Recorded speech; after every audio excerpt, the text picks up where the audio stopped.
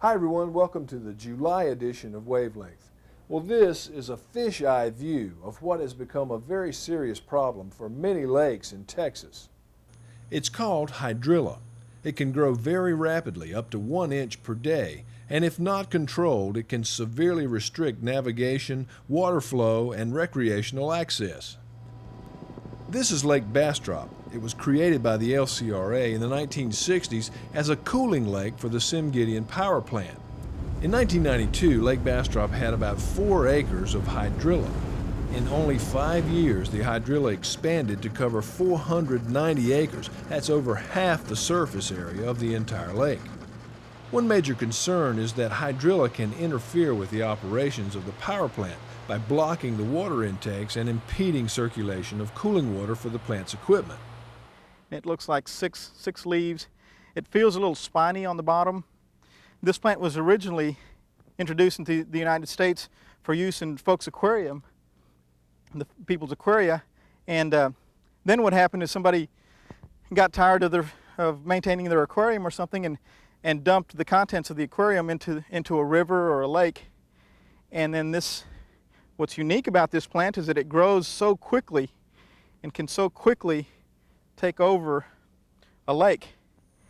There are 3 main methods which can be used to control hydrilla: biological, chemical, and mechanical.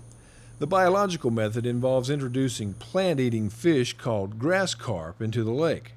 The chemical method involves application of aquatic herbicides such as sonar.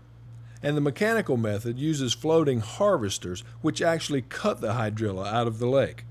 Controversy arose this spring when the LCRA planned to use the EPA-approved herbicide sonar in Lake Bastrop. The sonar application was postponed after the governor's office arranged a demonstration at Lake Bastrop of this hydrilla harvester owned by the Tennessee Valley Authority. And so the question is there a way to manage hydrilla? Is there a management tool available for the Andy Sampsons and the Mark Roses of the world who are charged with a very complex job, at the same time be able to have water use for all our citizens, including the best bass fishing in America? After a first-hand look at what the harvester could do, Governor Bush was optimistic. This is going to be a tool that has worked at the TVA, and I've charged our officials to see if it won't work here in Texas. We're open-minded people. I've witnessed it firsthand. I've talked to experts, and so now managers are going to put this on the lake and see if it works. General Manager Mark Rose says the LCRA is considering a harvester as part of the overall management plan for Lake Bastrop. I think it's important to say, though, that I don't know that a machine is ever going to be the total answer. I mean, there are other things that are going to have to be worked out. But the worst that can happen is the lake gets closed to most recreation because it's not safe to swim in it, and I can't operate our power plant to the degree we need it to. And that's a high cost for everyone, and no one is advocating that we let it get to that point. So we're going to put together a specific, the governor's challenged us, and we accept the challenge to do a management plan for this lake and our other lakes that balance out the interests of fishermen and boaters, water skiers, the power plant needs, and folks who like to swim. And I think those interests exist on all lakes in Texas. So this will make this demonstration a prototype for the state. You'll recall that on April 27th, a tragic accident occurred at the LCRA Service Center, resulting in the death of Bruce White. Following that accident, an internal investigation team was assembled and a leading expert was brought in to try to find out what happened. Now the results of that investigation are complete, and the results have been released to the family and now are being released to LCRA employees and the general public. It's been Mark Rose's position, it's been all our positions that everything we know is going to be shared with the family and with the co-workers. They all have a right to know everything. What we found that apparently, and this is for those of you that don't know anything about this, this is a Goodyear multi-piece assembly. There's a flange, ring, and then the rim. On the Type M, this lock ring can be installed backwards. For all practical reasons, design on the market that can be installed backwards. Have a toe that comes out that prevents you from installing it backwards. Our finding is that it was indeed installed backwards. The question is, how did it hold? Normally, when it's installed backwards, it will release at a low pressure, 16 to 30 psi.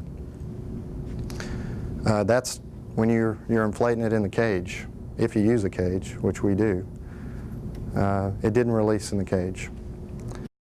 That we have is that there was present enough to cause friction that held it to 110 pounds, just long enough to get it out there. And when Bruce was bolting it on with the impact wrench, that's what loosened the rust and it released.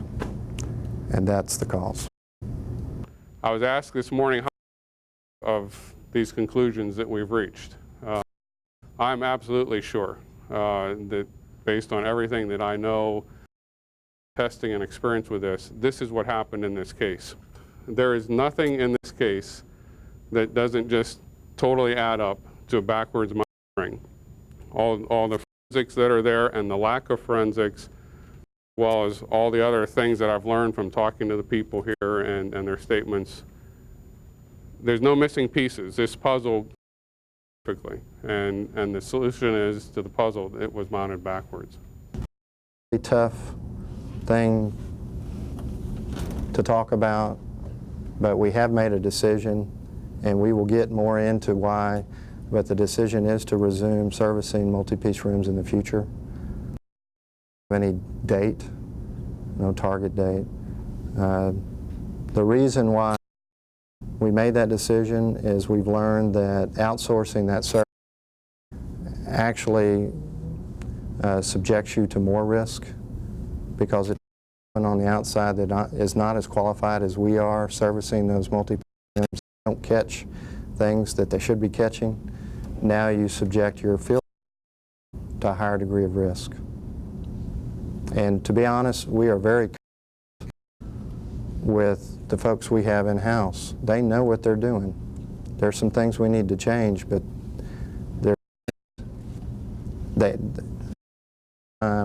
they will go that extra step, and that's not always the case outside. Recommended actions are to have written procedures based on OSHA standards that specifically cover servicing multi-piece rims. And servicing includes not only repairing, but inflating and deflating. As to folks out in the field, and we'll get into that. And I think you'll learn some things that you probably didn't know that we're doing today that could get you in trouble. Next recommendation is to have formal training to everyone that services. That includes inflating and deflating multi-piece rim wheels. The third is these charts that you see on the wall. It's a requirement that they be posted in the servicing area.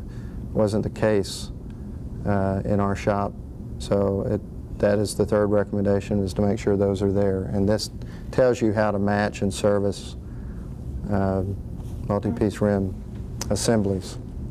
So remember, if you ever have any questions about a procedure or safety concerns, don't hesitate to stop and ask a manager or a supervisor for help. It started out in 1988 with a few students and a couple of dedicated teachers who wanted to make a positive difference for the environment.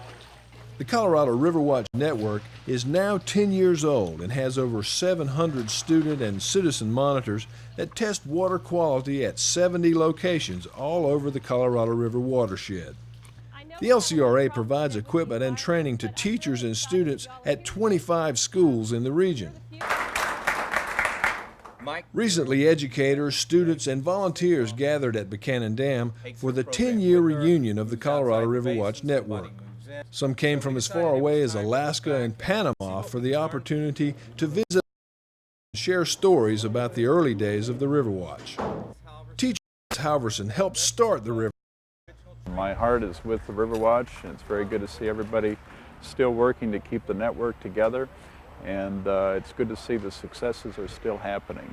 And I'm very pleased about the Colorado River and how it looks. We camped on it last night, and it was just beautiful, and I hope the water quality remains the way it is, and I hope LCRA does everything it can to promote citizen monitoring.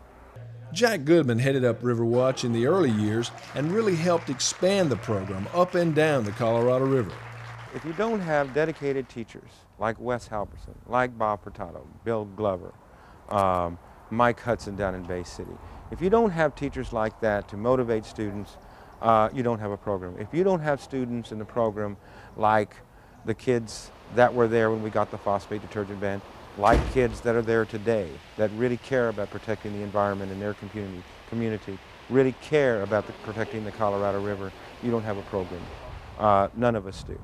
And I just feel proud, honored that I was able to be part of that, to watch that evolve.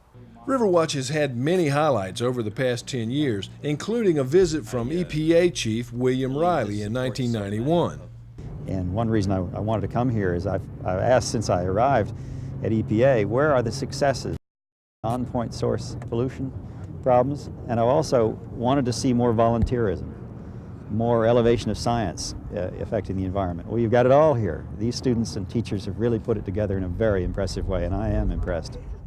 Then in 1995, Vice President Al Gore visited Town Lake in Austin, where he took a lesson in water quality testing from Riverwatch students. This is your phosphate. Yeah. What you do is we've set it up already. You can see there's a little bit of blue in there, right? Right. And the success story of the Lower Colorado River and Town Lake has come about because of the very partnership between government at all levels, business and private citizens. The Colorado Riverwatch Network has had a very profound effect on the lives of many students. When you go out to the river and monitor, you can't help but sense you're doing something worthwhile. There's a real communion that occurs there, and I think these young people can really recognize that right away. And as you say, I've seen every year at the symposium, some student will say, if it weren't for the Riverwatch, I would have dropped out of school. Now I'm either going to graduate with honors, or I've already been accepted to the university, and I want to study something related to the field. I started off with no future. I didn't know what I was going to do with my life. I had no idea. I didn't know if I was going to graduate. And after I, been in Riverwatch for 3 years, now I'm supposed to graduate. I might graduate with honors. And I'm going to college and everything. I have a future now. It's an honor to work for the LCRA because... Happy 10th anniversary, Riverwatch. The Colorado River is fortunate to have you watching over it. These young adults are among the brightest in Central Texas, and they are the latest recipients of LCRA scholarships.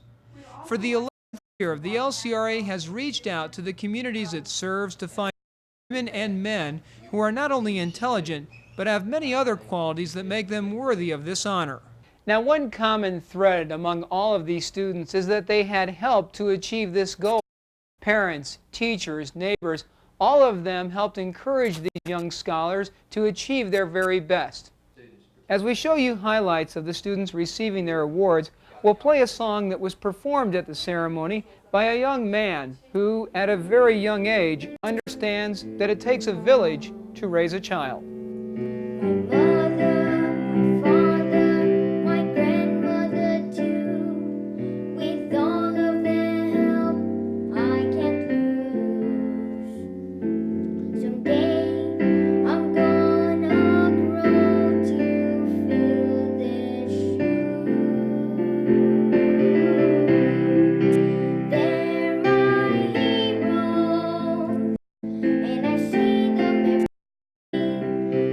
Ordinary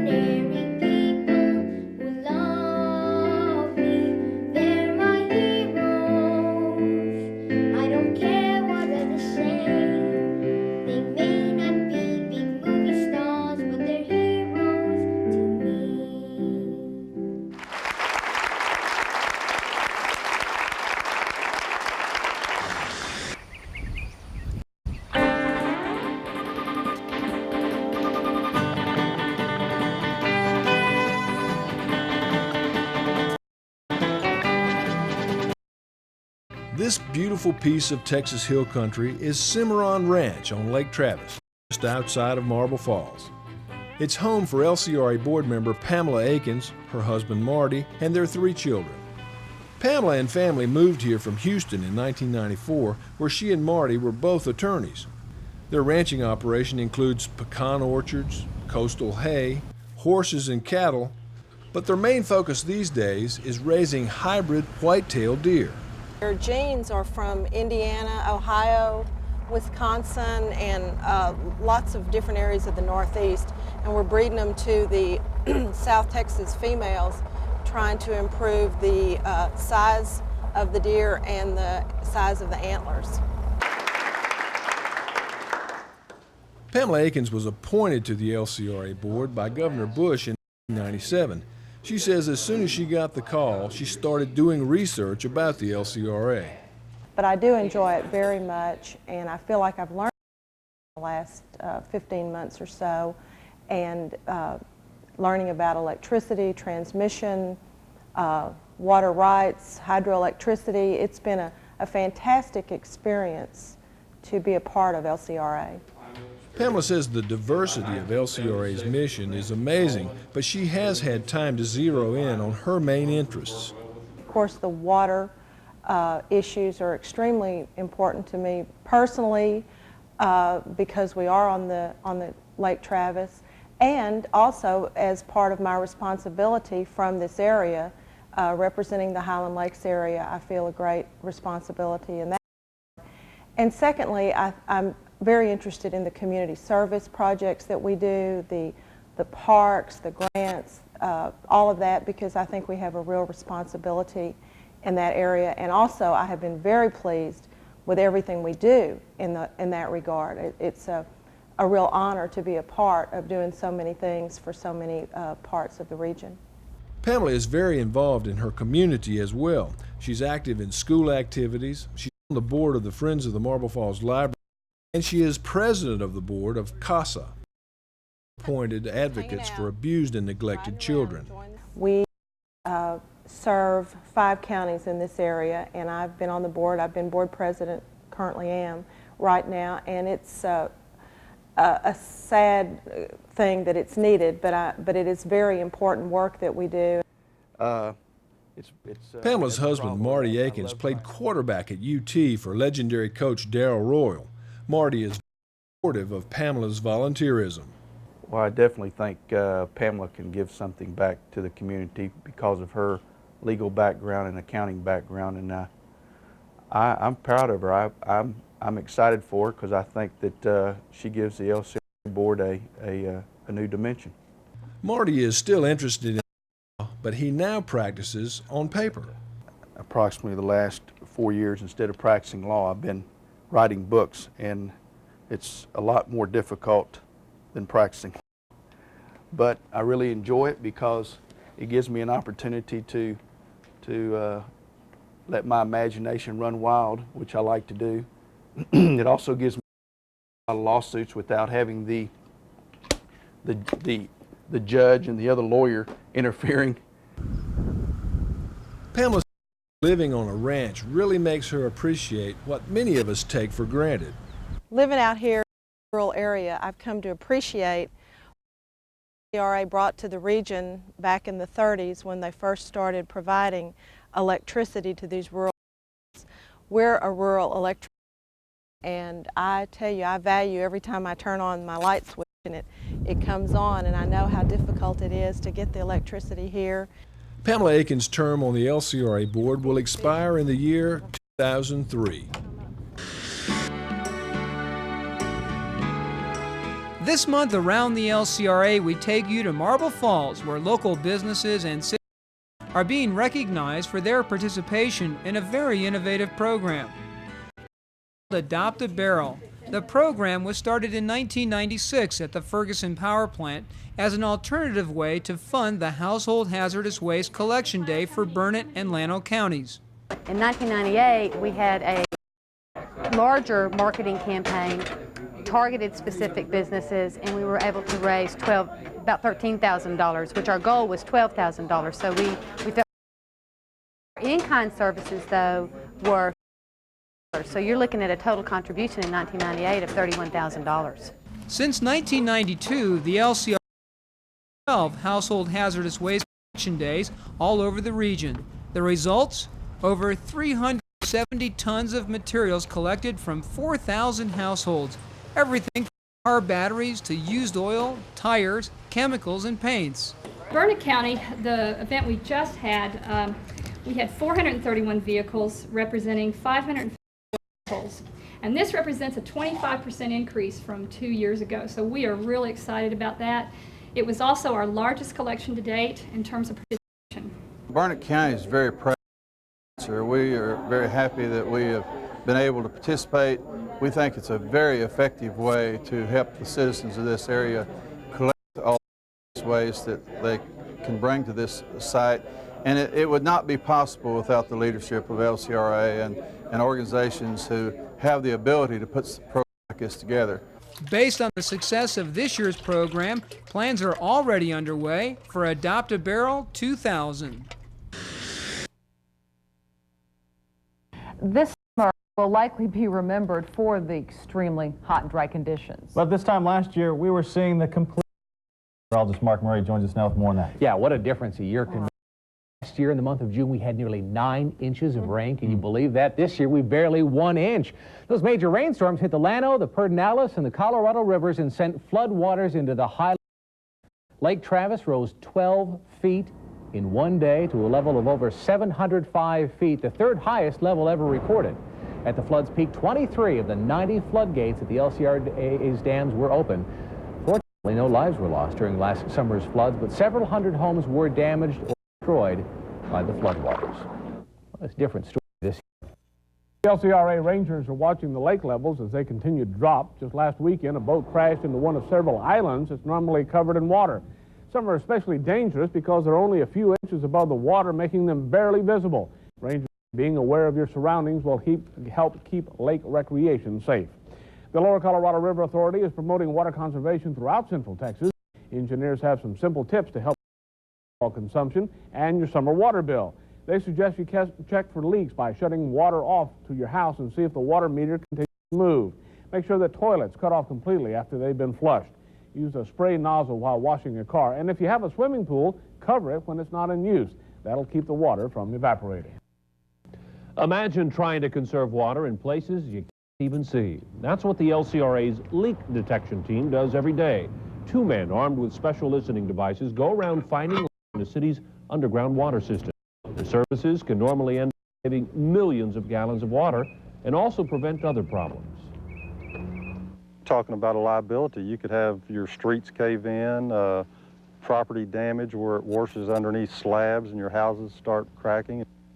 The LCRA's leak detection team is the only such team in all of Central Texas.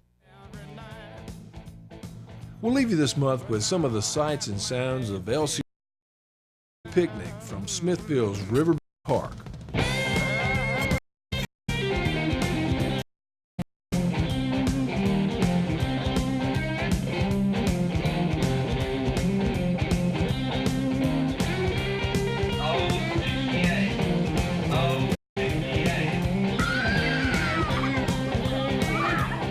Well, that's it for this edition of Wavelength. We'll look forward to seeing you again next time.